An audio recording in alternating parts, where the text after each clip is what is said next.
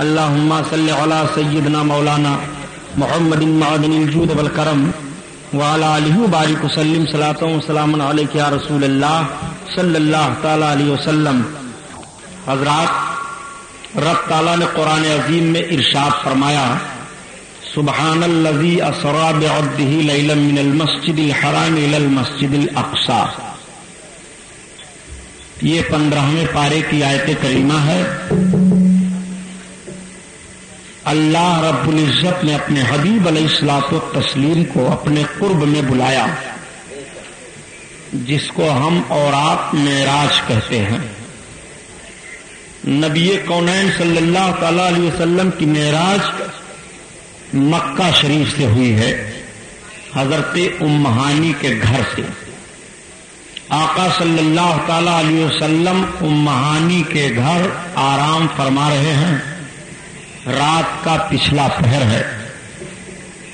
حضرت جبریل علیہ الصلوۃ والتسلیم 70,000 فرشتوں کو یا 50,000 فرشتوں کو لے کر کے حاضر ہوئے۔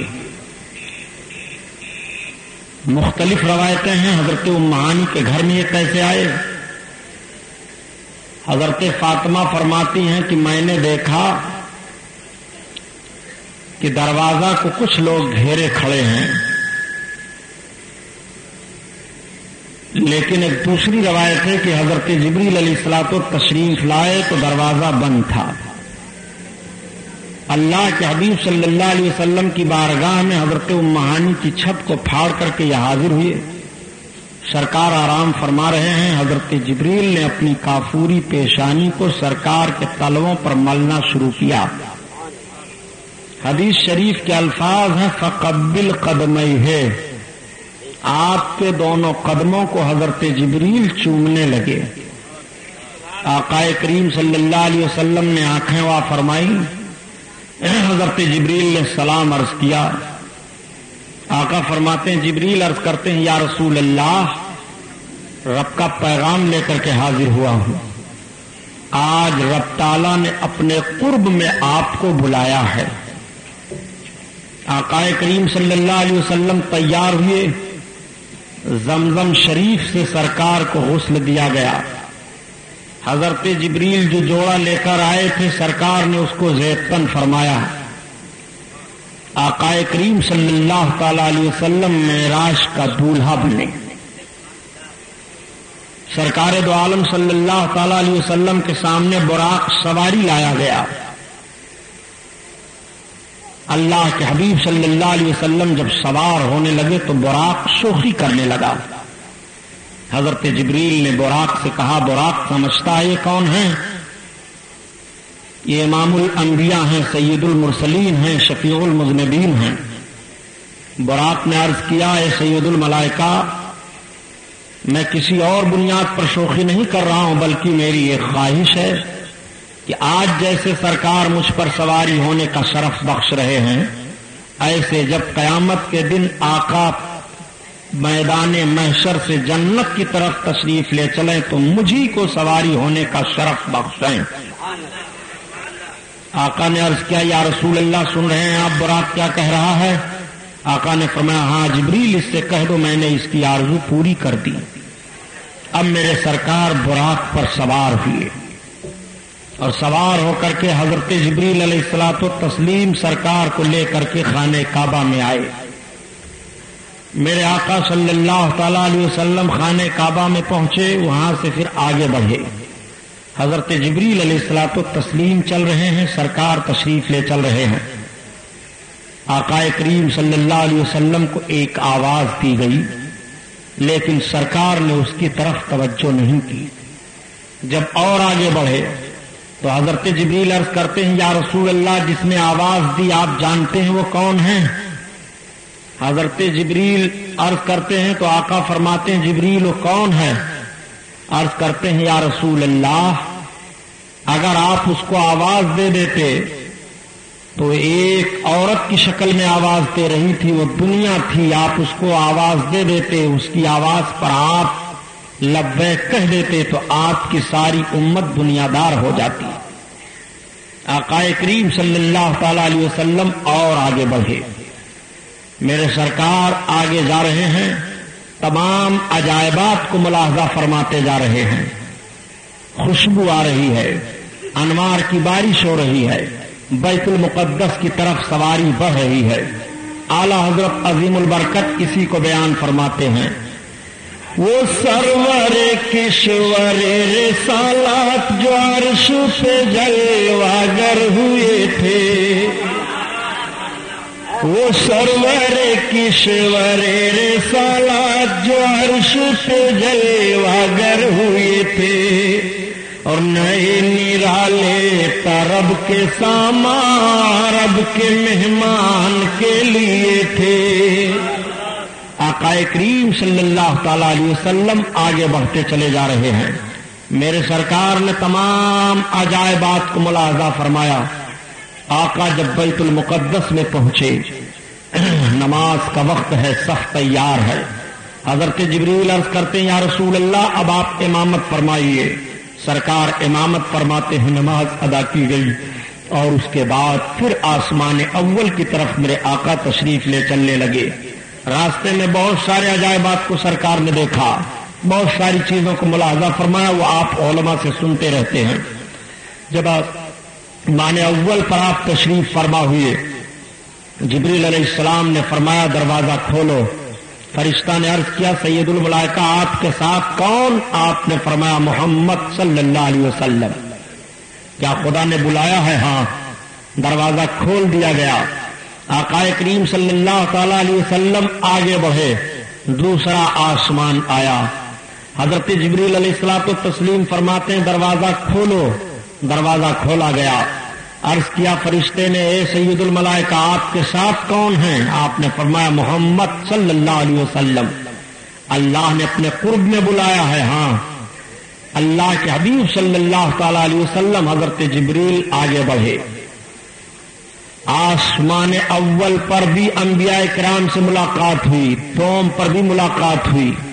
तीसरे आसमान पर आप पहुंचे। हजरत मूसा अलैहिस्सलातु तस्लीम की मुलाकात बताई जाती है, हजरत इदरीस की, हजरत ईसा की, हजरत इब्राहिम खलीलुल्लाह की। मुख्तलिफ आसमानों पर इन अंबिया किराम से मुलाकातें होती हैं। हजरत जिब्रील अलैहिस्सलातु तस्लीम अर्ज करते हैं, या रसूल अल्लाह, ये मूसा पैगंबर हैं, इनको सलाम कीजिए। आका ने सलाम किया, उन्होंने सलाम का जवाब दिया। आकाए करीम सल्लल्लाहु तआला अलैहि वसल्लम फिर आगे बढ़े। पांचवें आसमान पर जब मेरे सरकार पहुंचे तो आपने देखा कि एक बड़ी वजीह शक्ल सूरत, बड़ी अच्छी तशरीफ फरमा है बुजुर्ग। हजरत जिब्रील ने अर्ज किया, या रसूल अल्लाह, या आपके जद्दे अमजद हजरत इब्राहिम हैं, आप सलाम कीजिए। आकाए करीम सल्लल्लाहु अलैहि वसल्लम ने सलाम अर्ज किया और उसके बाद उन्होंने मरहबा पेश किया। हजरत जिब्रील अर्ज करते हैं, या रसूल अल्लाह, अब और आगे बढ़िए। जब मेरे सरकार छठे आसमान पर पहुंचे, हजरत आदम अलैहिस्सलातु तस्लीम से मुलाकात हुई। हजरत जिब्रील अलैहिस्सलाम अर्ज करते हैं, या रसूल अल्लाह, आप सलाम कीजिए, ये हजरत आदम हैं। आपने सलाम किया, उन्होंने सलाम का जवाब दिया, मरहबा पेश किया। आकाए करीम सल्लल्लाहु अलैहि वसल्लम सातवें आसमान पर तशरीफ ले गए। मेरे सरकार जब सातवें आसमान से हजरत जिब्रील अलैहिस्सलातु तस्लीम का मकाम सिदरा पड़ा। सिदरा किसे कहते हैं? तो उलमा तशरीफ फरमाते हैं कि एक दरख्त का नाम है जिसके पत्ते हाथी के कान के बराबर हैं, जो दरख्त बैर के दरख्त की मिस्ल है। आकाए करीम सल्लल्लाहु तआला अलैहि वसल्लम जब वहां तशरीफ फरमा हुए तो हजरत जिब्रील ठहर गए। आका ने इरशाद फरमाया, जिब्रील चलते क्यों नहीं? अर्ज करते हैं, या रसूल अल्लाह, अब यहां से आगे मैं नहीं जाऊंगा। हजरत शेख सादी रहमतुल्लाह ताला अलैह फरमाते हैं कि आकाए करीम ने गोया इस तरह से इरशाद फरमाया, चुदर दोस्ती मुखलिसम याफ्ती इनानम रसोहबत चिरा ताफ्ती। ए जिब्रील, जब तुम मुझको दोस्ती में मुखलिस पाए हो तो मेरा साथ चलने से क्यों छोड़ दिया? अर्ज करते हैं, या रसूल अल्लाह, अगर यकसरे मुए बरतर परम फरोगे तजल्ला बसोजत परम। या रसूल अल्लाह, अगर बाल बराबर भी मैं आगे बढ़ा तो तजल्ली के फरोग से मेरे बालों पर जल जाएंगे। आकाए करीम सल्लल्लाहु ताला अलैहि वसल्लम अब आगे बढ़े। मेरे सरकार अर्श आजम पर तशरीफ ले गए। आकाए करीम सल्लल्लाहु अलैहि वसल्लम अर्श पर तशरीफ ले गए। अर्श तक जाना अहादीस करीमा से सबूत मिल रहा है और अर्श से आगे जाना आकाए करीम सल्लल्लाहु अलैहि वसल्लम की और हदीसें हैं। और मेरे सरकार मक्का से बैतुल मुक़द्दस तक गए। कुरान की आयत करीमा सरीहन है, सुब्हानल्लज़ी असरा बिअब्दिही लैलन मिनल मस्जिदिल हराम इलल मस्जिदिल अक़सा। पाक है वो जात जो अपने बंदे को रात के थोड़े हिस्से में ले गई मस्जिद हराम से मस्जिद अक़सा तक। अल्लाहु अकबर। और उसके बाद आकाए करीम सल्लल्लाहु अलैहि वसल्लम के सफर को मुलाज़ा फरमाइए। अर्श तक तो आकाए करीम का जाना आपकी समझ में आ रहा है। उलमा फरमाते हैं कि मेराज में मेरे सरकार की 3 सूरतें हैं। एक तो सूरत बशरी है और एक सूरत मलकी है और एक सूरत हक़ी है। आकाए करीम सल्लल्लाहु ताला अलैहि वसल्लम आसमानों आकाए करीम सल्लल्लाहु ताला अलैहि वसल्लम मक्का से लेकर के अक़सा तक तशरीफ ले गए, ये सूरत बशरी है। और जब आसमान अव्वल से अर्श आज़म तक तशरीफ ले गए तो ये सूरत मलकी है। और मेरे सरकार जब अर्श आज़म से लामका की तरफ गए तो सूरत हक़ी है कि जिसको अक्ल इंसानी समझने से काफिर है। अर्श तक तो आप जा सकते हैं, अर्श तक तो आपकी रसाई समझ में आ गई या रसूल अल्लाह, मगर अब अर्श से आगे आप बढ़ रहे हैं। ये अर्श ने सवाल किया था। आकाए करीम सल्लल्लाहु ताला अलैहि वसल्लम जब अर्श से आगे बढ़ने लगे तो अर्श को भी ताज्जुब हुआ, अर्श को भी हैरानी हो गई। आला हजरत अजीमुल बरकत इसी को बयान फरमाते हैं कि अर्श की अक्ल दंग है, चरखों में आसमान है। अर्श भी दंग रह जाता है। सारी मखलूकात में नबी कौनैन सल्लल्लाहु अलैहि वसल्लम के बाद सबसे अजीम मखलूक अर्श इलाही है। अर्श दंग रह जाता है। महबूब अब लामका में जा रहे हैं। लामका का मतलब मकान है ही नहीं, तो जब मकान नहीं है तो जा कैसे रहे हैं, अब अक्ल नहीं समझ पा रही है। आकाए करीम सल्लल्लाहु अलैहि वसल्लम की मेराज की हकीकत को समझना ये इंसानी अक्ल से बहुत बईद है। इसीलिए उलमा फरमाते हैं कि इस पर ईमान रखो। जहां तक रवायतों की बातें आई हैं उसे तस्लीम करो, लेकिन जब अर्श से आगे जाने की बात आ रही है, लामका में जाने की बात आ रही है, लामका का मतलब मकान है ही नहीं, तो जब मकान नहीं है तो उसमें जाएगा कौन कैसे। अर्श की अक्ल दंग है, चरखों में आसमान है, और जाने मुराद अब किधर हाय तेरा मकान है। आकाए करीम सल्लल्लाहु ताला अलैहि वसल्लम आगे जा रहे हैं, मेरे सरकार लामका में जा रहे हैं। समझो ये मेराज शरीफ का मामला है, इसलिए मैं बहुत ही सुकून के साथ आपके ज़हन फिक्र में बात डालने की कोशिश कर रहा हूं। आकाए करीम सल्लल्लाहु अलैहि वसल्लम के मेराज को समझने के लिए अर्श की अक्ल दंग है। तो अर्श ने फिर पुकार करके क्या कहा। आला हजरत अजीमुल बरकत उसको इस तरह से बयान फरमाते हैं कि तुम अपने नबी की अजमत को जानना चाहते हो तो अब इस तरह से जानो कि अर्श पे ताजा छेड़छाड़ और फर्श पे तुरूफा धूम धाम, और कान जिधर लगाइए तेरी ही दास्तान है। या रसूल अल्लाह, जिधर कान लगाइए सिर्फ आप ही का चर्चा है। जमीन पर आपका चर्चा, आसमान पर आपका चर्चा, अर्श पर आपका चर्चा, लामका में आपका चर्चा। मेरे आका आगे बढ़े, कुरान बयान फरमा रहा है फकाबा कौसैन औ अदन्ना। मेरे आका रब के कुर्ब में पहुंचे, निदा आई ए मोहम्मद करीब आओ, अहमद करीब आओ। आकाए करीम सल्लल्लाहु अलैहि वसल्लम करीब हुए तो कितने करीब हुए, कुरान बयान फरमाता है फकाबा कौसैन औ अदना। एक कमान का फासला था या 2 कमान का। आकाए करीम ने अपनी आंखों से अपने रब को मुशाहिदा فرمایا بلا کیف، کس طرح سے مشاہدہ کیا، کیسے اس کی بحث میں نہیں آنا ہے۔ آقا کریم نے اپنے رب کو مشاہدہ فرمایا اور قرآن بیان دے رہا ہے کہ ایسا مشاہدہ فرمایا کہ نہ آنکھ جھپکی، نہ پلک جھپکی، نہ آنکھ آنٹی، ایسے میرے آقا اپنے رب کو ملاحظہ فرماتے رہے۔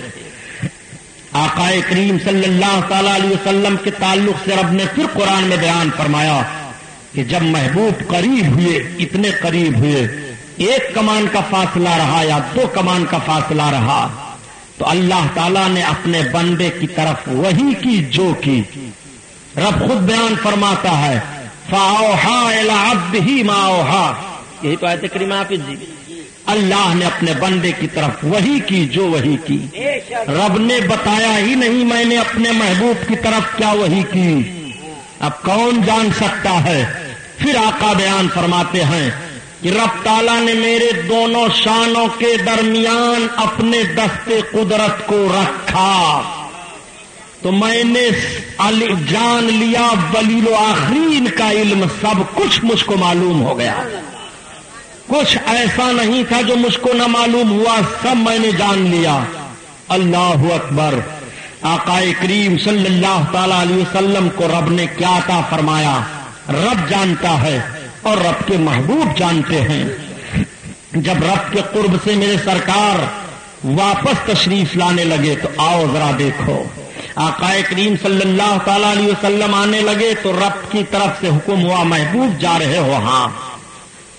آقا کریم صلی اللہ علیہ وسلم جب حاضر ہوئے تو عرض کیا کرتے ہیں اے میرے مولا، اللہ نے فرمایا محبوب میرے لیے لائے کیا ہو؟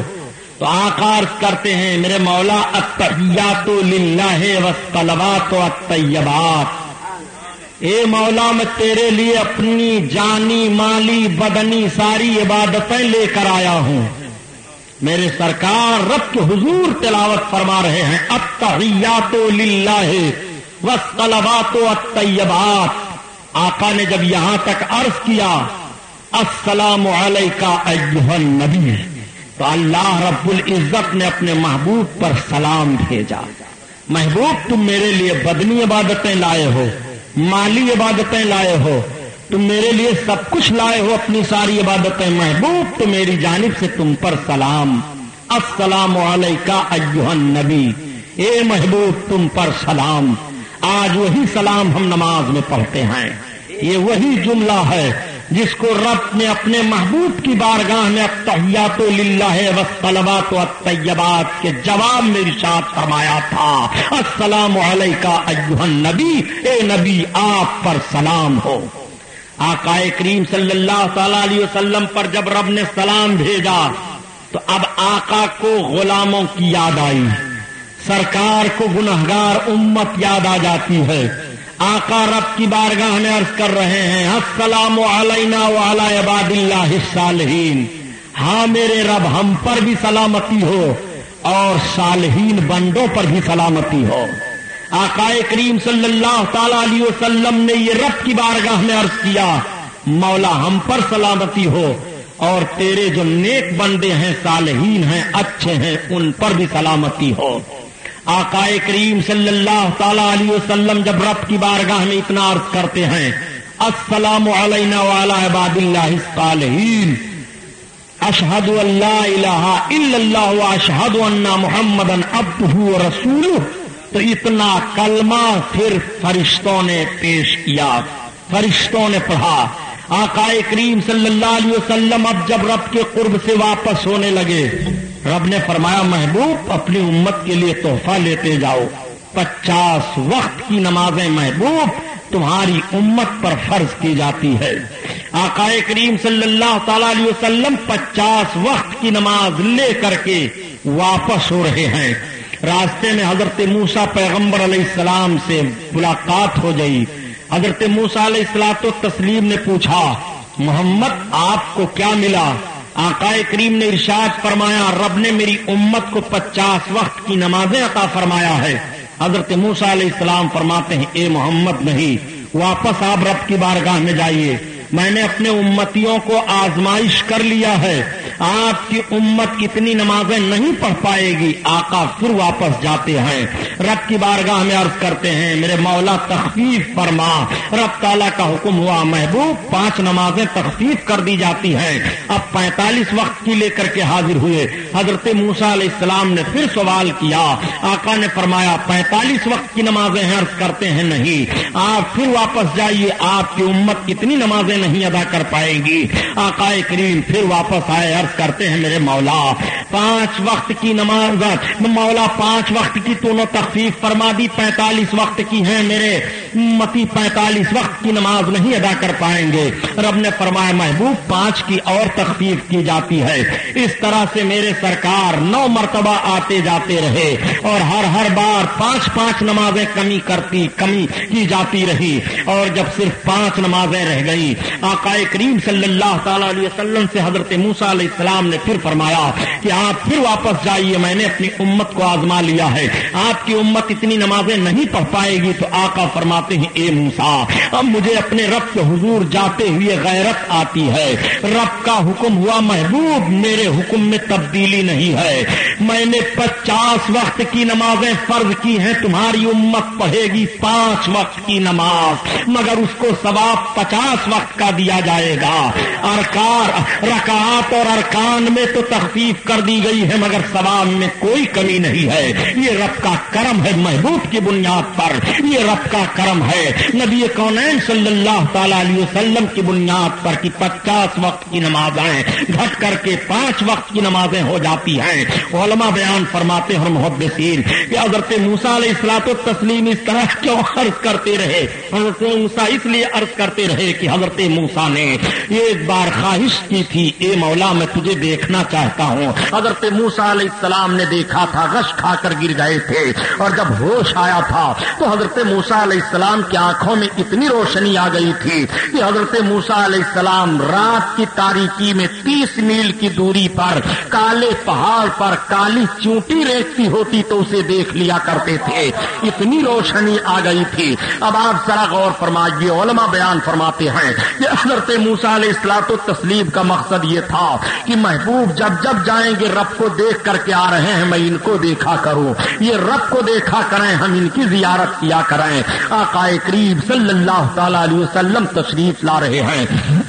आका सल्लल्लाहु अलैहि वसल्लम के लिए हुक्म हुआ कि महबूब को जन्नत और दोज़ख की सैर करा दो। सरकार दो आलम सल्लल्लाहु ताला अलैहि वसल्लम दोज़ख का मुआयना फरमाते हैं। मेरे आका ने देखा कि दोज़ख में मुख्तलिफ किस्म के लोगों को अजाब हो रहा है। सरकार देख रहे हैं कि एक जमात को अजाब हो रहा है कि उनके पेट आग से जल रहे हैं, एक जमात को अजाब हो रहा है कि उनका सर कुचला जा रहा है, एक जमात को अजाब हो रहा है कि उनकी जबान काटी जा रही है, एक जमात को अजाब हो रहा है कि उनको आग में जलाया जा रहा है, एक जमात को अजाब हो रहा है कि उनको मुर्दार गोश्त और पीप खिलाया जा रहा है, एक जमात को अजाब हो रहा है कि वो प्यास से चीखो चिल्ला रहे हैं, एक जमात को अजाब हो रहा है कि वो उल्टे जहन्नम में लटका दिए गए हैं। आका करीम सल्लल्लाहु ताला अलैहि वसल्लम ने पूछा, जिब्रील ये कौन लोग हैं जिनका पेट आग के अंगारे से भरा जा रहा है? हज़रत जिब्रील अर्ज करते हैं, या रसूल अल्लाह, ये वो लोग हैं सरकार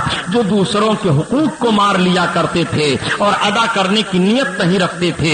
आका करीम सल्लल्लाहु ताला अलैहि वसल्लम ने पूछा, और ये कौन सी जमात है जिनका सर कुचला जा रहा है? आका करीम सल्लल्लाहु अलैहि वसल्लम से हज़रत जिब्रील अर्ज करते हैं, या रसूल अल्लाह, ये वो जमात है जो आपकी सुन्नतों को हल्का समझते थे और हल्का समझ करके अदा नहीं किया करते थे। आका फरमाते हैं, जिब्रील ये कौन सी जमात है जिसकी जबान काटी जा रही है?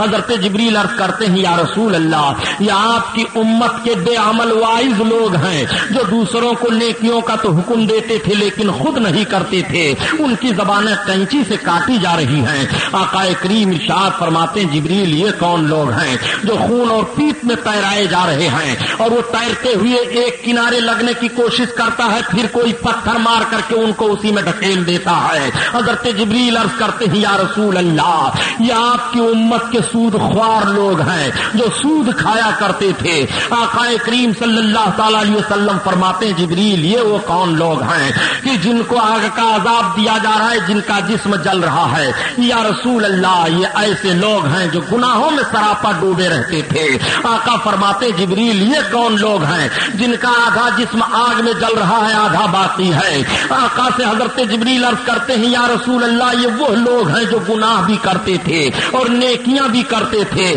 آقا کریم صلی اللہ علیہ وسلم دیکھ رہے ہیں کہ کچھ لوگ ہیں جو پیاس کی شدت سے تڑپ رہے ہیں۔ آقا فرماتے جبریل یہ کون لوگ ہیں؟ عرض کرتے ہیں یا رسول اللہ یہ روزوں کی پابندی نہیں کیا کرتے تھے۔ اور کچھ وہ لوگ ہیں جو سراپا جہنم میں ہر قسم کا عذاب پا رہے ہیں اور کوئی قسم کا عذاب باقی نہیں ہے جو ان پر نہ ہو۔ آقا فرماتے ہیں جبریل یہ کون لوگ ہیں؟ عرض کرتے ہیں یا رسول اللہ یہ بے نمازی لوگ ہیں جو نماز نہیں پڑھا کرتے تھے۔ یا رسول اللہ یہ سب عذاب پا رہے ہیں۔ آقا کریم صلی اللہ علیہ وسلم نے ملاحظہ فرمایا کہ مردوں کے بنسبت عورتیں جہنم میں زیادہ دکھائی دے رہی ہیں۔ آقا نے ارشاد فرمایا جبریل عورتیں جہنم میں کیوں زیادہ دکھائی دے رہی ہیں؟ آقا سے حضرت جبریل عرض کرتے ہیں یا رسول اللہ یہ عورتیں اس لیے جہنم میں زیادہ دکھائی دے رہی ہیں کہ یہ اپنے شوہروں کی ناشکرا پن اختیار کیا کرتی تھی اور بات بات پر اپنے شوہروں کی ناشکر گزاری بول دیا کرتی تھی۔ حدیث کے الفاظ ہیں جس کا مفہوم میں عرض کر رہا ہوں۔ اس طرح سے عورتیں بول دیا کرتی ہیں کہ جب سے میں تیرے ساتھ آئی مجھے سکون نہیں ملا، میں جب سے تیرے گھر آئی مجھے اطمینان نہیں ہوا، میں جب سے تمہارے ساتھ رہنے لگی مجھے زندگی کا کوئی لطف نہیں ملا، میں اپنی زندگی سے عاجز آ گئی۔ اگر اس قسم کا جملہ کوئی عورت اپنے شوہر سے کسی قسم کی تکلیف کی بنیاد پر بول رہی ہے تو اپنے آپ کو فیصلہ لے لے کہ اس کا ٹھکانہ جنت ہے کہ جہنم ہے۔ آقا کریم صلی اللہ تعالی علیہ وسلم فرماتے ہیں کہ میں نے اور عورتوں کو دیکھا کہ وہ اپنے بالوں کے بل گھسیٹی جا رہی ہیں اور ان کے شرمگاہ کو آگ سے جلایا جا رہا ہے۔ میں نے عرض کیا یار آقا فرماتے ہیں میں نے فرمایا جبریل یہ کون عورتیں ہیں جو ان کو ایسا عذاب مل رہا ہے؟ حضرت جبریل عرض کرتے ہیں یا رسول اللہ یہ وہ عورتیں ہیں جو اپنے آپ کو بن سمر کر کے دوسرے شوہروں کے سامنے پیش ہوا کرتی تھی تاکہ لوگ ان کو دیکھا کریں۔ آقا نے دیکھا کہ کچھ ایسی عورتیں ہیں کہ جن کے منہ میں آگ ڈالی جا رہی ہے، جن کے پیٹ کو جلایا جا رہا ہے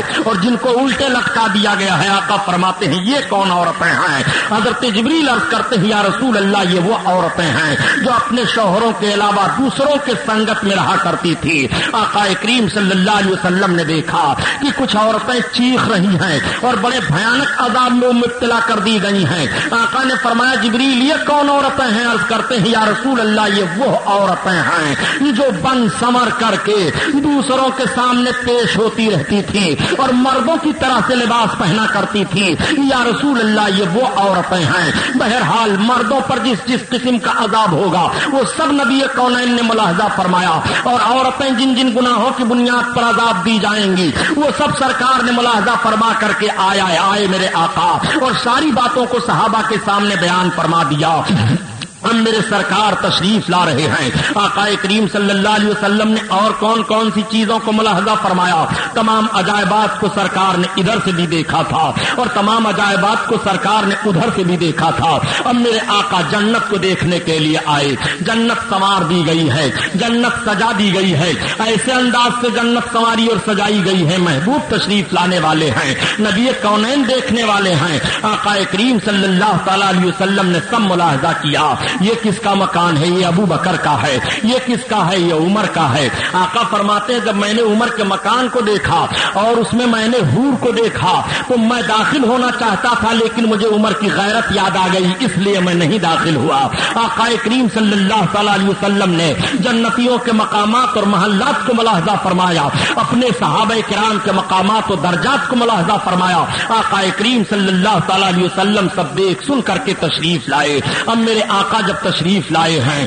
آقا کونین صلی اللہ تعالی علیہ وسلم نے نہ کر کے مکہ والوں کے سامنے بیان کرنا شروع کیا تو سب سے پہلے جو سویرے سویرے ملا وہ ابو جہل تھا۔ ابو جہل نے کہا محمد آج کی کوئی خبر ہے؟ آقا فرماتے ہیں ہاں میری معراج ہوئی ہے۔ اس نے کہا معراج کہاں؟ ہاں۔ کہا کیا کیا آپ نے دیکھا؟ آقا فرماتے ہیں میں نے مکہ سے لے کر کے بیت المقدس تک دیکھا، اور بیت المقدس سے لے کر کے 7ویں آسمان، اور 7ویں آسمان سے عرش اعظم، اور عرش اعظم سے لامکہ میں گیا۔ ابو جہل سن کر کے حیران رہ گیا، لوگوں سے بیان کرنا شروع کیا۔ حضرت ابوبکر صدیق آ گئے اور حضرت ابوبکر صدیق رضی اللہ تعالیٰ عنہ سے اس نے بیان کرنا شروع کیا۔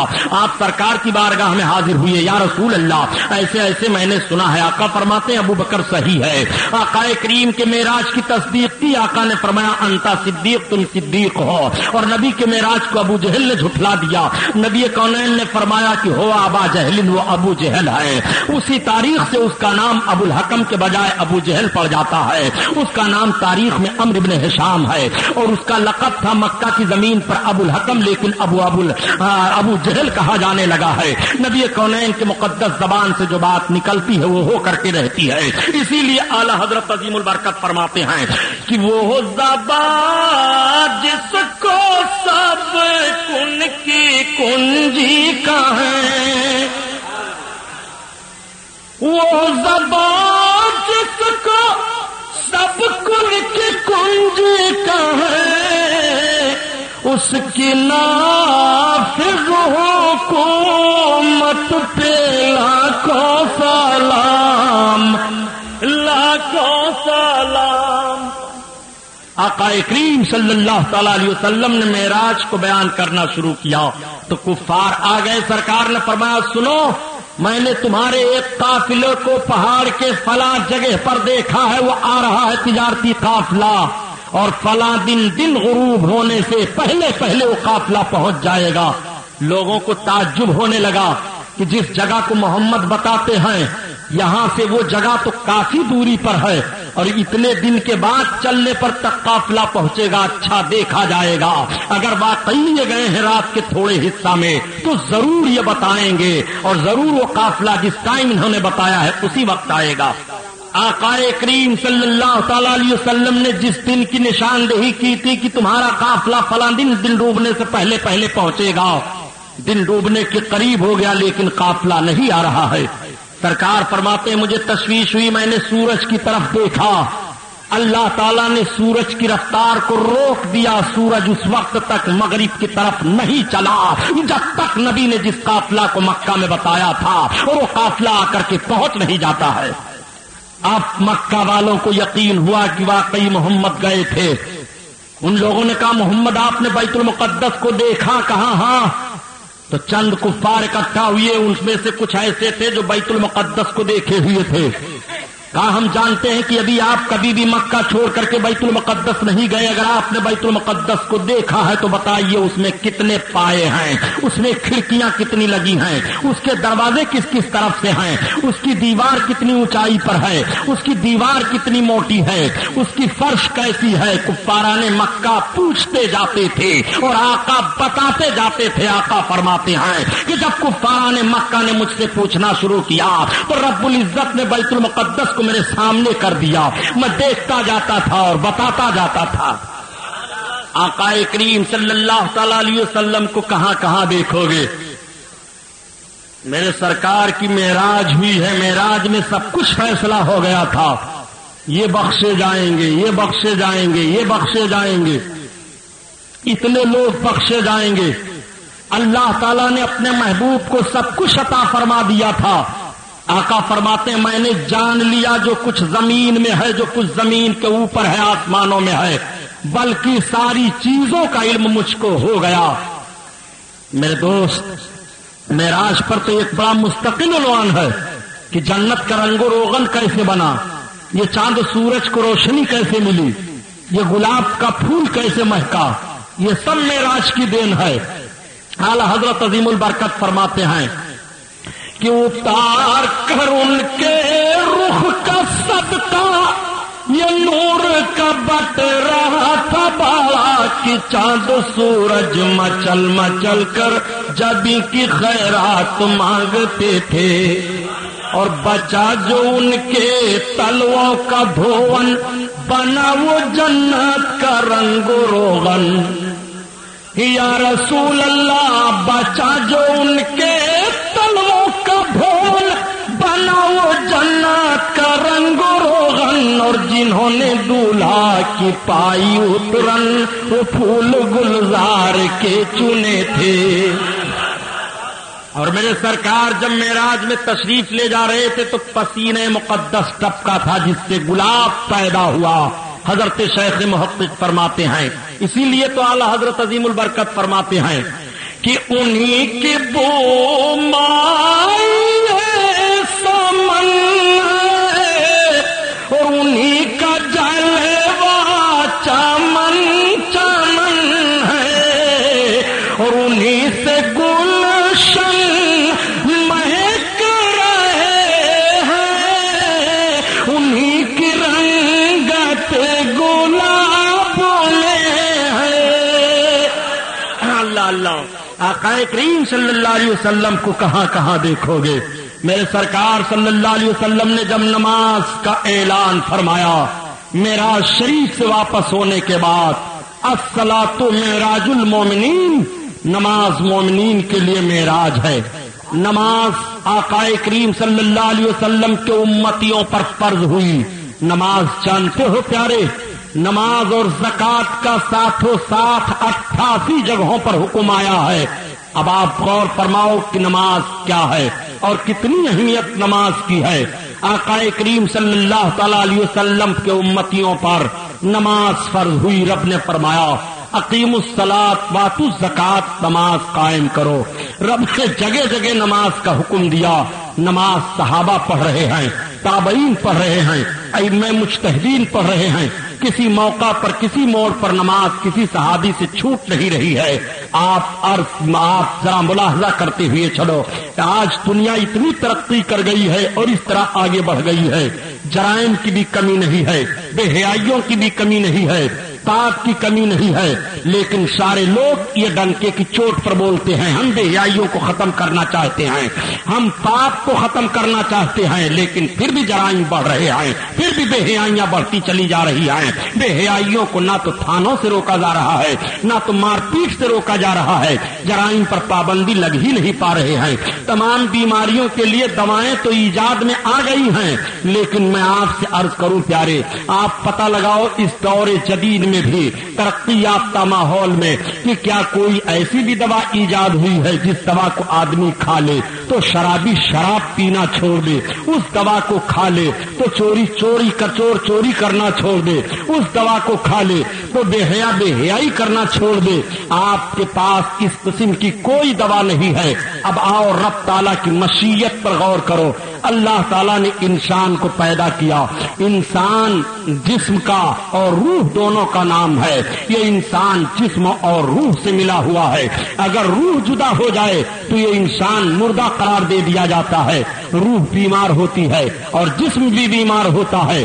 جسم بیمار ہوتا ہے تو کھانا نہیں اچھا لگتا ہے، جسم بیمار ہوتا ہے تو پانی نہیں اچھا لگتا ہے، جسم بیمار ہوتا ہے تو دوائیں نہیں اچھی لگتی ہیں، جسم بیمار ہوتا ہے تو غذائیں نہیں اچھی لگتی ہیں، اور جسم بیمار ہو جائے تو جس قسم کی بیماری ہو اس قسم کی دوائیں بھی تیار کر دی گئی ہیں۔ جیسے جسم بیمار ہوتا ہے ایسے روح بھی بیمار ہو جاتی ہے پیارے۔ جب روح بیمار ہوتی ہے تو قرآن کی تلاوت میں طبیعت نہیں لگتی ہے، جب روح بیمار ہو جاتی ہے تو نماز نہیں پڑھی جاتی ہے، جب روح بیمار ہو جاتی ہے تو بندہ گناہوں کی طرف قدم اٹھاتا ہے، جب روح بیمار ہو جاتی ہے تو بے حیائیوں کی طرف بھاگتا ہے، جب روح بیمار ہو جاتی ہے تو مفلسی اور قلاشی گھیر لیتی ہے۔ جیسے جسم کی بیماریوں کا علاج ہے ایسے روح کی بیماریوں کا علاج ہے۔ جسم کی بیماریوں کے علاج دمائیں ہیں اور روح کی بیماریوں کے لیے علاج عبادتیں ہیں۔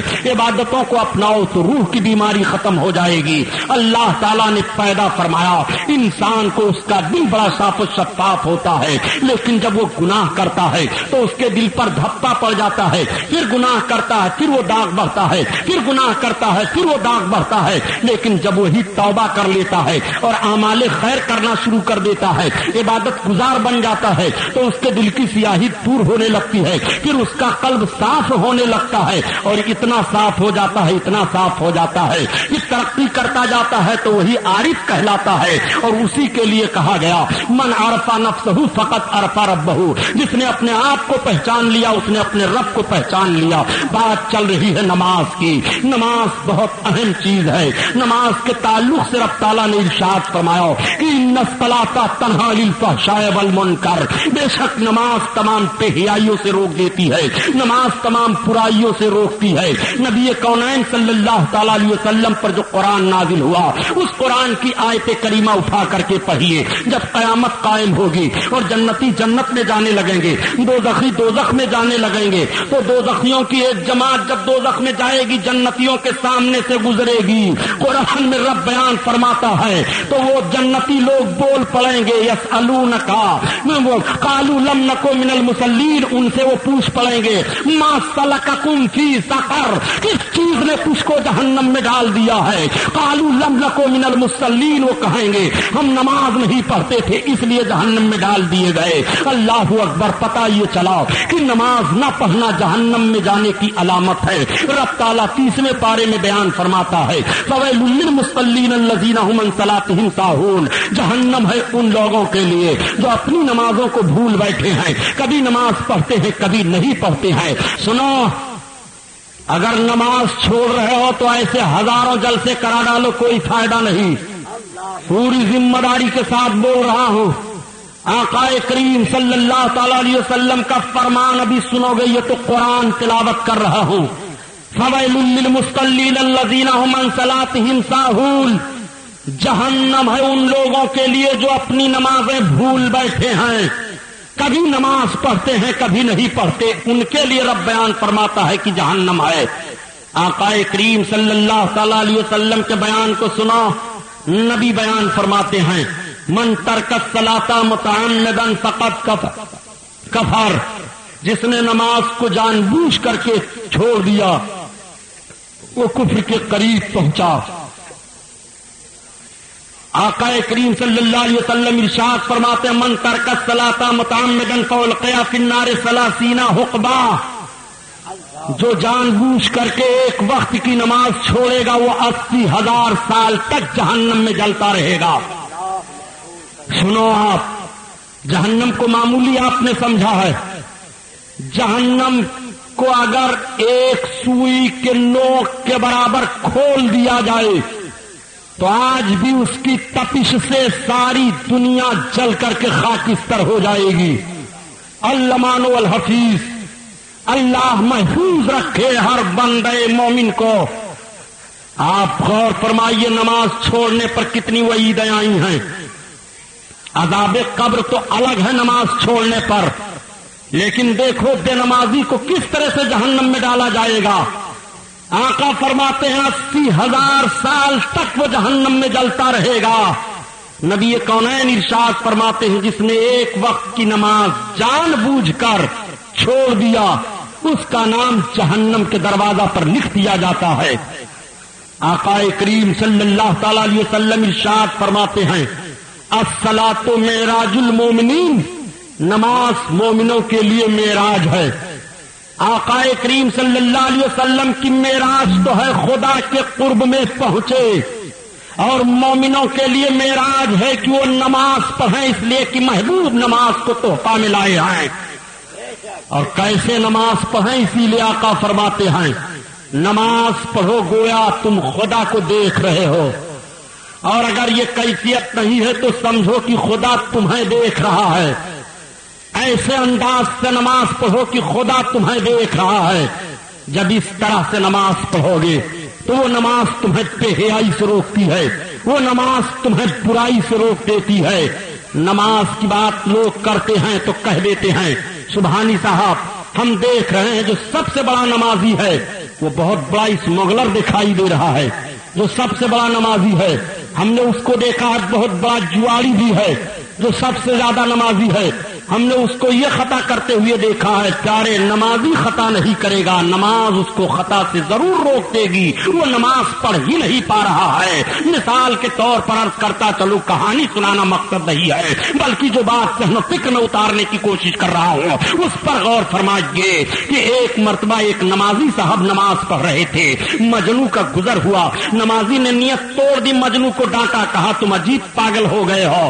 ایک عورت کے عشق میں تم اس طرح سے دیوانگی کے عالم میں ہو کہ مجھے نہیں دیکھ پا رہے ہو, میں نماز پڑھ رہا ہوں اور میرے سامنے سے گزر رہے ہو. تو بڑا پیارا جواب دیا تھا مجنو نے. مجنو نے کہا میں تو ایک عورت کے عشق میں اس طرح دیوانہ ہو گیا کہ میں نہ دیکھ پایا کہ کوئی نمازی نماز پڑھ رہا ہے, اس کے آگے سے نہ گزروں, اور تم کیسی نماز پڑھ رہے ہو کہ مجھ مجنو کو گزرتے ہوئے تم نے دیکھ لیا, تمہاری یہ نماز کیسی ہے؟ اس نے کہا اے مجنو, تم نے ہم کو نماز کا ڈھنگ بتا دیا. پتا یہ چلا پیارے کہ نماز خشوع کے ساتھ پڑھو, نماز خضوع کے ساتھ پڑھو, نماز دل جمعی کے ساتھ پڑھو, نماز میں وسوسے نہ آنے پائیں, نماز ایسے پڑھو کہ گویا تم خدا کو دیکھ رہے ہو, اور اگر یہ کیفیت تمہارے اندر نہیں ہو رہی ہے تو تم یہ محسوس کرو کہ خدا تمہیں دیکھ رہا ہے. ایسی نماز پڑھو. یہ وہ نماز ہے جس کو سرکار معراج میں لے کر کے آئے, تحفہ دیا. الصلاۃ معراج المومنین, نماز مومنین کے لیے معراج ہے. آقا کریم ارشاد فرماتے ہیں الصلاۃ مفتاح الجنہ, نماز جنت کی کنجی ہے. آقا ارشاد فرماتے ہیں الصلاۃ عماد الدین, نماز دین کا کھمبا ہے. جس نے نماز کو قائم کیا اس نے دین کو قائم رکھا, جس نے نماز کو چھوڑ دیا اس نے اپنے دین کو برباد کر دیا. آقا کریم صلی اللہ علیہ وسلم ارشاد فرماتے ہیں الصلاۃ نور, نماز نور ہے. الصلاۃ برہان, نماز ایمان کی دلیل ہے. نبی کونین فرماتے ہیں قرۃ عینی فی الصلاۃ, نماز میں میری آنکھوں کی ٹھنڈک ہے. سرکار دو عالم صلی اللہ تعالی علیہ وسلم نے قدم قدم پر نماز کی تاکید فرمائی. میرے سرکار نے آخری وصیت جب فرمائی تھی دنیا سے میرے آقا تشریف لے جانے لگے تھے, اور اس کے بعد میں امت کے لیے سرکار نے کوئی وصیت نہیں کی, تو حضرت ام المومنین عائشہ صدیقہ رضی اللہ تعالی عنہا بیان فرماتی ہیں کہ میرے سرکار میرے زانوں پر اپنے سر اقدس کو رکھے ہوئے تھے. نبی کونین نے آنکھیں کھولی, ارشاد فرمایا عائشہ. میں نے عرض کیا ہاں یا رسول اللہ. آقا فرماتے ہیں یا عائشہ یا امتی الصلاۃ الصلاۃ الصلاۃ, اے میری امت نماز نماز نماز. حضرت عائشہ فرماتی ہیں اس کے بعد میرے سرکار پھر بولے نہیں, دنیا سے تشریف لے گئے. آخری امت کو نبی نے آخری وصیت جو کی ہے وہ نماز کے تعلق سے کی ہے. آقا فرماتے ہیں الصلاۃ معراج المومنین, نماز مومنین کے لیے معراج ہے. اپنے دعا کی قبولیت چاہتے ہو تو نماز پڑھو, اگر غربت و افلاس کو دور کرنا چاہتے ہو تو نماز پڑھو. پیرے پیرا میرے میرا شاہ جیلا غوث اعظم بڑے پیر دستگیر رضی اللہ تعالیٰ عنہ بیان فرما رہے تھے. معراج ہی کا واقعہ آقا ذکر کر رہے تھے. سرکار غوث پاک معراج ہی کا واقعہ بیان کر رہے تھے. ایک یہودی پہنچ گیا, سرکار بیان فرما رہے تھے میرے آقا معراج میں گئے, زنجیر ہلتی رہی, بستر گرم رہا, عرش پر گئے, لامکاں میں گئے, جنت کو دیکھا, دوزخ کو دیکھا, آسمانوں پر گئے, انبیاء سے ملاقات ہوئی, یہ ہوا وہ ہوا, رات کا تھوڑا سا حصہ. اس نے کہا چلو یہ بات سمجھ میں نہیں آ رہی ہے کہ کوئی انسان آسمان سے اوپر چلا جائے. بتایا جاتا ہے کہ ایک آسمان سے دوسرے آسمان کا راستہ 500 برس کا ہے, اور اتنی جلدی محمد چلے جائیں گے کہ بستر گرم رہے, تھوڑا سا رات کا حصہ. اللہ اکبر. وہ یہ کہتا ہوا مجلس سے بھاگا, راستے میں ایک مچھلی تھی, لے لیا, لے جا کر کے اپنی بیگم کو دیا, کہا بیگم لو مچھلی بناؤ. کہا کہاں گئے تھے؟ کہا گیا تو تھا کام سے, لیکن آ رہا تھا تو مسلمانوں کے پیر مفتی اعظم عراق واز کہہ رہے تھے. سرکار غوث اعظم کو مفتی اعظم عراق پہلے کہا جاتا تھا, بعد میں غوث اعظم کہا جانے لگا. کہا میں ان کی تقریر سننے لگا تو وہ پیغمبر اسلام کے تعلق سے ایسے ایسے بیان کرنے لگے، معراج کے تعلق سے، معراج ہوئی، آسمان پر گئے، یہاں گئے، وہاں گئے، اور صرف تھوڑا سا حصہ، بس یہ بات سمجھ میں نہیں آ رہی ہے۔ میں وہیں ٹھہر گیا تھا، کہا اچھا رہنے دو، ابھی سوت کاٹ رہی ہوں، یہ مکمل ہو جائے پھر یہ سالن اور یہ وہ سب پروگرام تیار ہوگا۔ کہا تو بیگم تب تک میں چلا جاؤں، غسل ہی کر رہا ہوں، میں دریا کنارے جاؤں گا دجلہ کے۔ کہا ٹھیک۔ آیا، یہ پہنچا، کپڑا اتارا، کپڑا اتار کر کے جیسے دریا میں غوطہ لگایا تو دیکھ رہا ہے کہ نہ وہ میں ہوں، نہ وہ دریا ہے، نہ وہ کپڑا ہے، نہ وہ ملک ہے، بلکہ میں سے تو ایک لڑکی بن گیا۔ اب دیکھ رہا ہے کہ کیا کروں، گھبرا رہا ہے، کچھ سمجھ بات نہیں آ رہی ہے۔ تب تک کوئی شہزادہ آ کر کے پہنچ گیا گھوڑے سے، گھوڑے کو چھوڑ دیا پانی پینے کے لیے، دیکھا کہ وہ پانی میں تھوڑی دور پر ایک بڑی حسین و جمیل لڑکی ہے۔ شہزادہ دیکھتا رہا، کہا تم کون ہو؟ کہا پہلے کپڑے پھینکو، سطر چھپاؤں پھر بتاؤں میں کون ہوں۔ کپڑے پھینک دیا، سطر چھپایا، باہر آئی، کہا کون ہو؟ پورا واقعہ بیان کیا، کہا غلط کہتی ہو، تم مکارہ ہو، تم چلو راج محل میں تم سے شادی کروں گا۔ خوبصورت تھی، حسین تھی، لے گیا محل میں رکھا، کئی بچے پیدا ہوئے۔ ایک روز پھر معاملہ یہ ہوا کہ چلو دریا میں غسل کر لیں۔ آئی دریا میں، جیسے کپڑے اتارا، دریا میں داخل ہوئی، غوطہ لگایا، اب جب سر باہر نکالا تو دیکھا وہی کپڑا ہے، وہی دریا ہے، وہی میں ہوں۔ کہا یہ سب معاملہ کیا حیران ہے، دیکھ کر کے نکلا دریا سے، جلدی جلدی کپڑا پہن کر گیا تو دیکھا کہ بیگم صاحبہ ابھی سوت کاٹ رہی ہیں، مچھلی تڑپ رہی ہے۔ کہا بیگم یہ کیا کر رہی ہو؟ کہا راستے سے تو نہیں لوٹ آئے ہو؟ کہا ارے سوت بھی کاٹ چکا ہوں، بچے جن چکا ہوں، رانی بن چکا ہوں۔ اب جب دونوں بڑے پیر کی بارگاہ میں گئے تو دیکھا غوث پاک وہی واقعہ بیان فرما رہے ہیں۔ بڑے پیر نے فرمایا نبی کی معراج کو جو سمجھنا چاہے کہ کتنی دیری میں معراج ہو گئی ہے، وہ اس یہودی کو دیکھ لے سمجھ جائے گا۔ اس نے کہا حضور ہاتھ بڑھائیے، کلمہ پڑھائیے، تب سمجھائیے۔ کلمہ پڑھایا، اسلام میں داخل فرما لیا۔ معراج مصطفیٰ جھٹلانے کا یہ نتیجہ ہے، نبی کی معراج جھٹلائی نہیں جاتی، ایمان لاؤ نبی کی معراج ہوئی ہے۔ سرکار غوث پاک تقریر فرما رہے تھے، بڑے پیر نے فرمایا کہ اگر تم چاہتے ہو کہ تم غریب سے امیر بن جاؤ تو نماز کی مداومت کرو، ہمیشہ نماز پڑھو، تم مالدار بن جاؤ گے۔ ایک مزدور بیٹھا ہوا تھا محفل میں، مزدور اٹھا اور اٹھ کر کے گیا، توبہ کیا، نماز کی پابندی کرنا شروع کر دیا۔ نماز پڑھ رہا ہے، محنت کر رہا ہے، نماز پڑھ رہا ہے، محنت کر رہا ہے۔ اسباب کچھ ایسے پیدا ہوئے کہ 2 سال کے اندر اندر وہ بہت بڑا مالدار ہو گیا۔ 200 مزدور اس کے وہاں کام کرنے لگے۔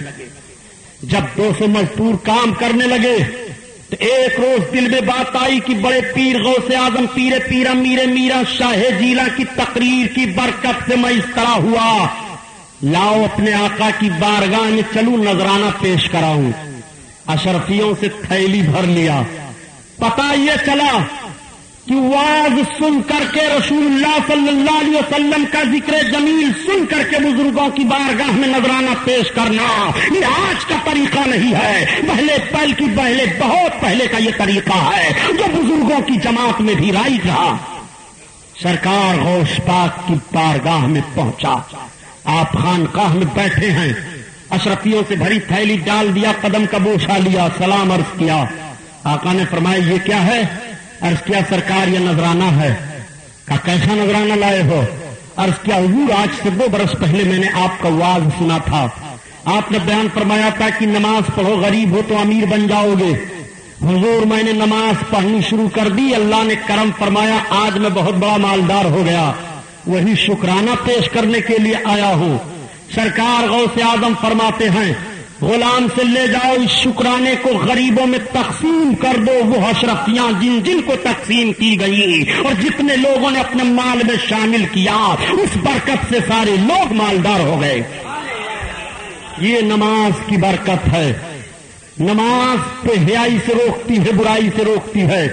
حضرت ذوالنون مصری رحمت اللہ تعالی علیہ ہیں، حضرت ذوالنون مصری جب 2 رکعت نماز پڑھتے تھے، اگر کوئی دیکھ لیتا ان کی 2 رکعت نماز پڑھتا ہوا غیر مسلم ہوتا تو مسلمان ہو جاتا، بے نمازی دیکھتا تو نمازی بن جاتا تھا۔ یہودیوں نے دیکھا کہ مسلمانوں کا یہ فقیر ذوالنون یہ بہت نماز پڑھ رہا ہے اور ہماری جماعت کو بلا کچھ کہے سنے مسلمان بنا رہا ہے۔ 200 یہودی اکٹھا ہو گئے۔ ذوالنون کہا ہاں آپ نماز نہیں پڑھ سکتے۔ کہا کیوں؟ نماز تو ہم پر فرض ہے، ہمارے آقا صلی اللہ تعالی علیہ وسلم نے نماز کے لیے تاکید کی، ہم نماز نہ پڑھیں۔ کہا نہیں، آپ نماز پڑھنا چاہتے ہیں تو چھپ کر کے پڑھیے۔ کہا ہم نماز چھپ کر نہیں پڑھیں گے، نماز چھپ گئی ہے، نماز کو ہم چھپ کر پڑھیں گے، کیوں تم ہماری نماز کو روک رہے ہو؟ کہا ذوالنون مصری جب تم نماز پڑھتے ہو تو تمہاری نماز کو دیکھ کر کے ہماری جماعت کے لوگ اسلام قبول کر لیتے ہیں۔ کہا تو یہ میرے اسلام کی خوبصورتی ہے، یہ اسلام کا حسن عمل ہے، جو اسلام کے عمل کو دیکھ کر کے اسلام قبول کر لے۔ مسلمانوں یہ کل کی ہماری نماز تھی، یہ دیکھ کر کے لوگ اسلام قبول کرتے تھے، آج ہماری نماز ہے کہ ایک بے نمازی نمازی نہیں بنتا ہے۔ ہم کس طرح سے نماز پڑھ رہے ہیں، وہ کس طرح سے نماز پڑھ رہے تھے، ان کا دل محبت رسول کا مدینہ تھا، وہ جو سجدہ کرتے تھے محبت رسول میں کرتے تھے، وہ جو رکوع کرتے تھے نبی کی محبت میں وہ سرشار رہتے تھے، ان کی عبادت اس طرح سے تھی۔ حضرت ذوالنون مصری نے کہا میں چھپ کر نماز نہیں پڑھوں گا۔ کہا تو تلوار فیصلہ کرے گی ذوالنون، مسلمان آپ کو بچا نہیں سکتے ہیں۔ کہا مسلمانوں کے بچانے کی ضرورت نہیں ہے، ہمیں ہماری نماز بچائے گی۔ کہا نماز بچائے گی؟ کہا ہاں۔ کہا تو ہم دیکھیں گے تمہاری نماز کو۔ حضرت ذوالنون مصری نے کہا تو چلو میں نماز پڑھنے چل رہا ہوں، اور روکو ہمیں نماز سے۔ حضرت ذوالنون مصری نے بھی چیلنج کیا، یہودیوں نے بھی چیلنج کر دیا۔ کچھ مسلمانوں نے سوچا مدافعت کی جائے، حضرت ذوالنون مصری نے نماز منع فرمایا، خبردار اس سے مدافعت کی ضرورت نہیں ہے، یہ نماز کی طاقت دیکھنا چاہتے ہیں تو آج نماز کی یہ طاقت دیکھ لیں، میں میدان میں نماز پڑھنے کے لیے چل رہا ہوں۔ حضرت ذوالنون مصری مصلی لیے لے جا کر کے میدان میں بچھایا، 2 رکعت کی نماز کی نیت باندھی، 200 یہودیوں نے تلوار لے کر کے گھیر لیا، ذوالنون مصری پر حملہ کرنا چاہتے ہیں، مگر اس نمازی کا ایسا روب چھا جاتا ہے کہ کسی کی ہمت نہیں ہوتی ہے آگے بڑھنے کی، سارے لوگ کھڑے ہیں۔ حضرت ذوالنون مصری رکوع میں جاتے ہیں، رکوع سے سجدہ میں گئے، سجدہ سے اتحیات میں بیٹھے، اتحیات سے جب سلام پھیر رہے ہیں تو جیسے داہنی طرف سلام پھیرا تھا، جتنے یہودی داہنی طرف تھے سب کے ہاتھوں سے تلواریں چھوٹ جاتی ہیں اور ان کی زبان پر کلمہ جاری ہو جاتا ہے، لا الہ الا اللہ محمد الرسول اللہ۔ اور جب پیچھے کی طرف دیکھا تو پیچھے والوں نے کلمہ پڑھ لیا، آگے کی طرف نگاہ اٹھاتے ہیں تو آگے والوں نے کلمہ پڑھ لیا۔ یہ 2 رکعت نماز ذوالنون مصری کی ہے جو 200 یہودیوں کو کلمہ طیبہ پڑھنے پر مجبور کر دے رہی ہے۔ ان الصلاۃ تنہی عن الفحشاء والمنکر، بے شک نماز تمام بےحیائیوں سے اور تمام برائیوں سے روک دیتی ہے۔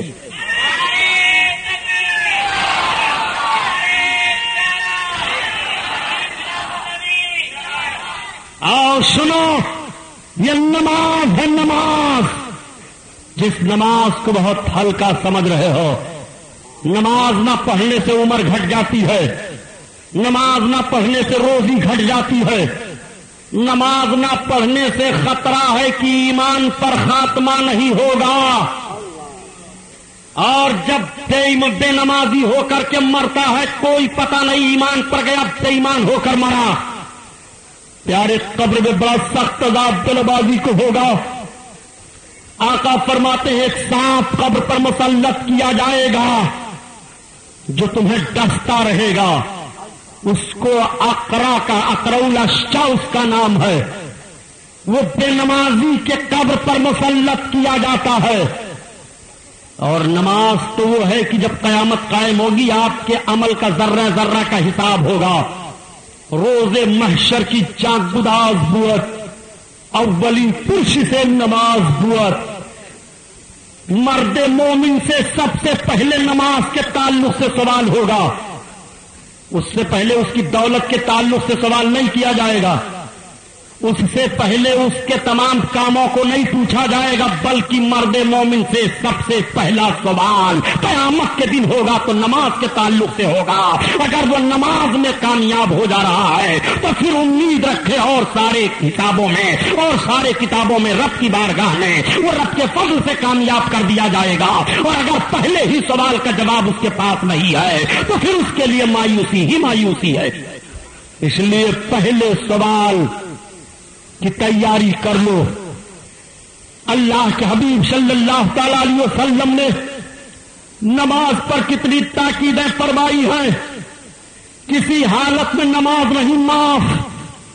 آدمی پاگل ہو جائے تو اس پر نماز کی ذمہ داری نہیں ہے، بے ایمان ہو جائے تو اس پر نماز نہیں ہے، اور اگر وہ ایمان والا ہے، عاقل ہے، بالغ ہے، بھوکا ہے تب بھی نماز پڑھنا پڑے گا، جیل میں ہے تب بھی نماز پڑھنا پڑے گا، راستہ میں ہے تب بھی نماز پڑھنا پڑے گا، اپنے مکان پر ہے تب بھی نماز ادا کرے، جہاں جہاں ہو کسی صورت میں اس کے لیے نماز معاف نہیں ہے۔ نماز کا فریضہ وہ فریضہ ہے کہ صحابہ کرام میدان جنگ میں دشمن کے مقابلے میں تلواریں چلاتے ہوتے تھے۔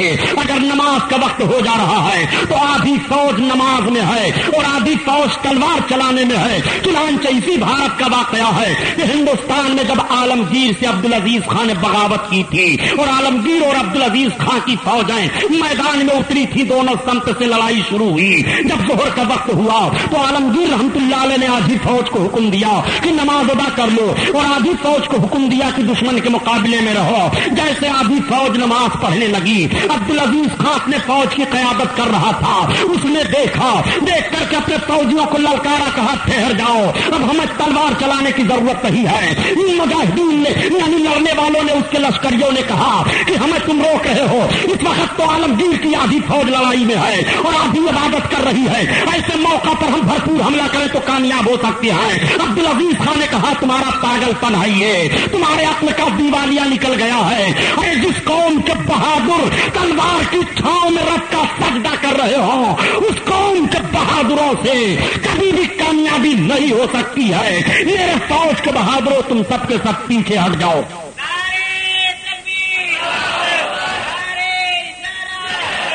عبدالعزیز خان نے اپنی فوج کو پیچھے ہٹا لیا، اور جب عالمگیر نماز پڑھ کر ختم کیے تو عبدالعزیز خان حاضر ہوا، قدم پر گر پڑا، اس نے کہا حضور میں معافی چاہتا ہوں، میں نے بغاوت کر دی تھی، میں یہ نہیں سمجھتا تھا کہ میرا سلطان اتنا نیک دل ہے کہ تلوار کی چھاؤں میں بھی اپنے فوجیوں کو سجدہ کرنے کے لیے حکم دے گا۔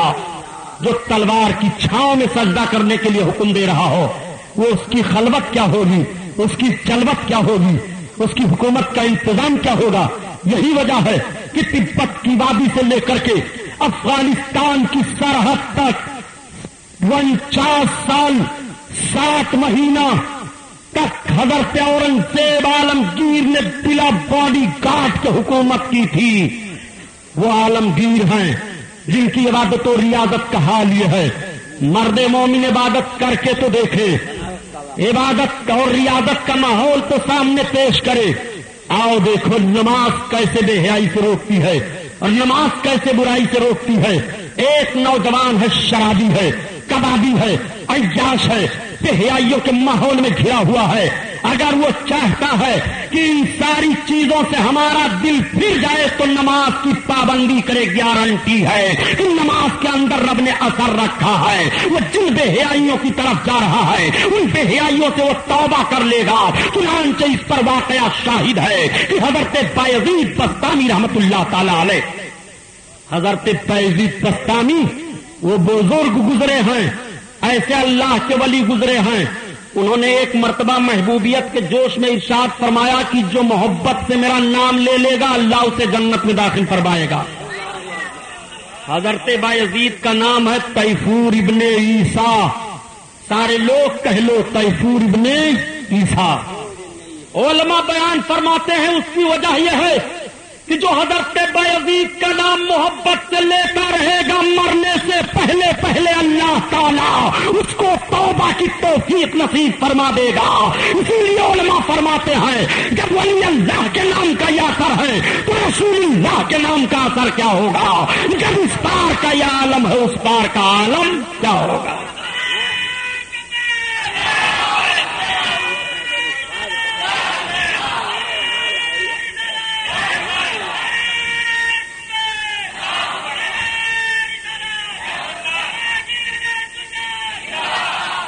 हज़रत बैज़ीद बस्तामी शहर बस्ताम में आपका क़याम है।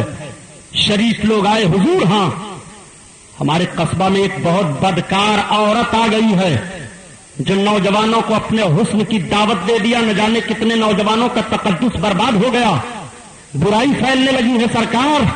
हज़रत बैज़ीद ने फरमाया जाओ तुम उस बुराई को रोका जाएगा। चले आए, शाम का वक्त हुआ, हज़रत बैज़ीद ने मुसल्ला लिया, लोटा लिया, उस गुनाहगार औरत के घर पहुंचे, दरवाजा खटखटाया, बन संवर कर निकली। क्या है बाबा, ये बताओ कि तुम अपने आप को बेच देती हो। हाँ बेचती तो हूं। कितना लोगी। इतना लूंगी बाबा। बैज़ीद बस्तामी ने दे दिया। कहा आप सुन, तू रात भर के लिए मेरी हो गई ना। कहा हाँ बाबा। कहा तो ठीक, जो मैं कहूंगा वो तुझे करना पड़ेगा। नौजवान झांक रहे हैं, उसकी गली की तरफ आ रहे हैं। देखा वक्त का आबिदो जाहिद अल्लाह का वली बैज़ीद दरवाजे पर। अल्लाह अकबर। मैं खाने में ऐसे लोग चले जाएं तो नौजवानों का हाल क्या होगा। मगर क्या खबर है नौजवानों को, आज अल्लाह वाला गुनाह के अड्डे को जलाने के लिए गया है, आज आग लगाने के लिए गया है। नौजवानों में बातें होने लगी, गजब हो गया, दुनिया कैसे रह जाएगी। ऐसे ऐसे मुकद्दस और पाक लोग जब ऐसे दरवाजों पर दिखाई देते हैं। हजरत बैज़ीद बस्तामी ने कहा खातून जो मैं तुझे कहूंगा वो करना पड़ेगा। उसने कहा बाबा कहो, मैं करने के लिए तैयार हूं। कहा मेरे पीछे खड़ी हो जाना, पाकी हासिल कर ले। हजरत बैज़ीद बस्तामी ने उसी के दरवाजे पर मुसल्ला बिछाया। कहा पीछे तो मेरे खड़ी हो जा, जैसे जैसे मैं करूंगा ऐसे ऐसे करना। हजरत बैज़ीद बस्तामी ने नमाज की नियत बांध ली, उसने भी नमाज की नियत बांधी। सरकार बैज़ीद बस्तामी कुरान तिलावत कर रहे हैं, सुन रही है। रुकू में गए वो भी रुकू में गई, सजदा में गए वो भी सजदा में गई। और जब बैज़ीद बस्तामी सजदा में गए तो रब की बारगाह में अर्ज करते हैं, जिसको मौलाना रूम ने अपनी जबान में नकल किया है। आचे कारम बूद आखिर कर दमश और कज़ना सूए नमाज और दमश। जो मेरा काम था वो मैंने कर दिया। ए रब्बुल इज्जत, इस गुनाहगार औरत को ज़िना से फेर कर मैं तेरी तरफ ले आया हूं, नमाज की तरफ लाया हूं। कज़ना सूए नमाज और दमश, ज़िना की तरफ से फेर कर इसको मैं नमाज की तरफ ले आया हूं। ए मेरे मौला, बरकत और दम पूरा खुदा, ए अल्लाह तेरे दरवाजा पर मैं इसको ले आया हूं। बैज़ीद का काम था तेरे दरवाजा पर लाना, बैज़ीद का काम था ज़िना से नमाज की तरफ फेरना। मौला तेरा काम यह है कि कल्ब तो फैले मुस्तफा। ए अल्लाह अपने हबीब के सदका में इसके दिल को फेर दे। बैज़ीद का काम था तेरी बारगाह में इसके सर को झुकाना, और तेरा काम है अपनी बारगाह में इसके दिल को झुका देना।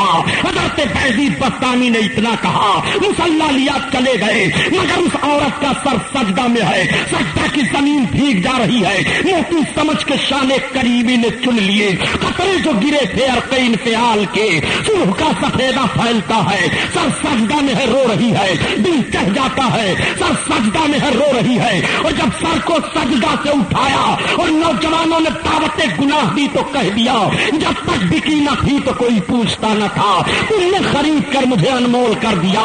نوجوانوں یہ پیشانی تمہارے عیاشی کے لیے نہیں ہے، یہ رخسار تمہارے لیے بوسا گاہ نہیں ہے، اب یہ پیشانی رب کے سجدہ کے لیے جھک گئی ہے۔ ایسے سچے دل سے وہ عورت تائبہ ہوتی ہے کہ اللہ کے نیک بندیوں میں اس کا شمار ہونے لگتا ہے۔ تنہا الفحشاء والمنکر، بے شک نماز تمام بےحیائیوں اور برائیوں سے روک دیتی ہے۔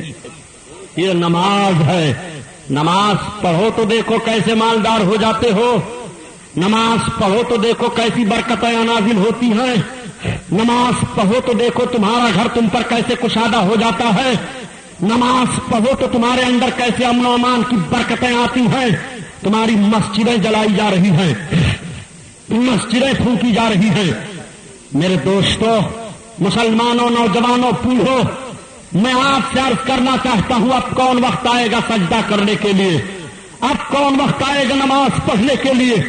اگر ایسی لاپرواہی میں موت واقع ہو گئی تو بتاؤ تمہارا حال قبر میں کیا ہوگا، اور حشر میں تم نماز کے تعلق سے جواب کیا دو گے؟ اس لیے تم رب کے بندے ہو، رب نے تم پر یہ عبادت فرض کی ہے، اس لیے ہر مسلمان عاقل بالغ پر نماز فرض ہے۔ ان الصلاۃ تنہا عن الفحشاء والمنکر۔ انشاءاللہ بیان باقی ہے، وقت تمام ہوا۔ سفینہ چاہیے اس بحر بے کراں کے لیے، یہ محفل نور زندہ باد، پائندہ باد۔ السلام علیکم۔